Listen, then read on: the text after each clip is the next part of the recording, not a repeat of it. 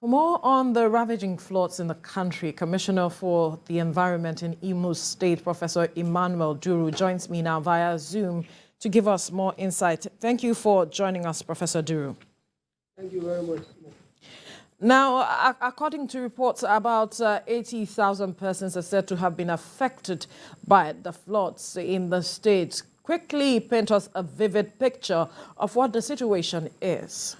Thank you very much, man. First of all, we want to, is apart from Egbema, also Oguta, the other 2 or 3 other local governments in Abombise, and then, what do you call it, either or not, in Uruala specifically, and then Rinjaba local governments. Immediately those things happened, we promptly visited the place to have an on-the-spot assessment of what had happened, and we visited promptly. Now, there are calls for to declare a state of emergency with regards to this matter of flooding across the country. And I am wondering what you make of these calls by even a representative from your state. So what it takes to call the state of emergency, but if you visit the place, you will see that you see palpable fears in the eyes of the people and the rate of devastation. Let me just give you an insight about my tour and my visitation. When we go to Oguta, because it happened majorly in the night, the following morning we were there promptly, and you find out that while we were there, the power lines were still down and were not having been taken up by EEDC. So first of all, we had to use the town crier to evacuate the people from being electrocuted, because the water controls electricity, and the power lines were submerged under the water. Not only that one, we made sure they were moved to a temporary place. And you know, some people don't like going to IDP camps. They like staying with their relatives. Those who wanted to stay with their relatives upland, we made sure they moved to the place. Myself, the sole administrator, the ISOPADEC chairman, and other people, with some people from my ministry, we made sure the people were evacuated to safer ground. That was in Oguta. Then in Egbema, we also got there. Even getting through the place was something else.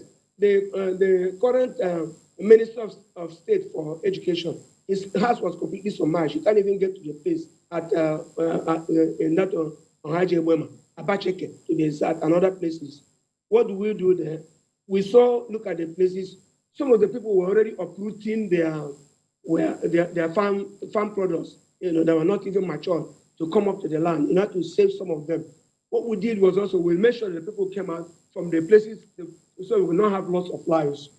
But we promptly also gave them relief materials supplied by Imo State ISOPADEC immediately before the NEMA own will come, the national own. The state government did immediately supply them with bags of rice, more than 400 bags of rice, but each community, gave them foam, pillows, jerry cans, cooking oils, and other things. And we're feeding them every day since that time up to now, at least once a day. They've been fed.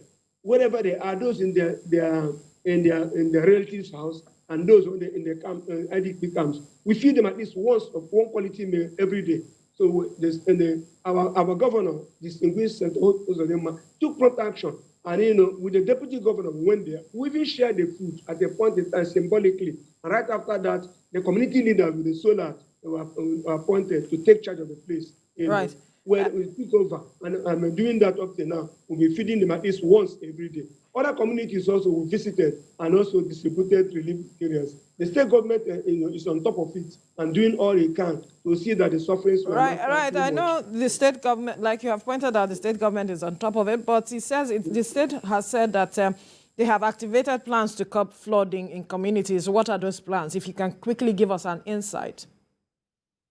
First of all, our state governor, in his way of doing things, got approval from the federal government to dredge the Ashi River.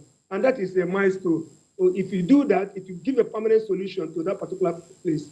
In some of the places here, we have what we call balloon technology, which the governor also has embarked upon with the State Ministry of Works and the contractors to channel water properly into the proper place, so they'll not be flooding everywhere, both in town here and all those other places. These are some of the things we have been doing, to see that water when properly channeled, and will not be coming up or down the houses and farmlands of the people. The government has done that. That's to put permanent solution to it. That's what we've been doing since that time. All right, we have to leave the conversation here now. Commissioner for the Environment of Imo State, Professor Emmanuel Duru, thank you for your time.